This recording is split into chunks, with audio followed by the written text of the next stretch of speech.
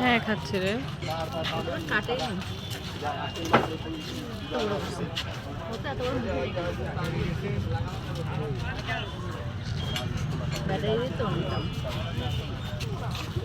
Battery বলছে 40,000।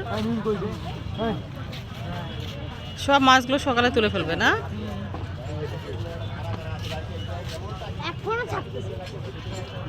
এই যে এরাও জাল ফেলতেছে, সবাই যে যার মতো করে।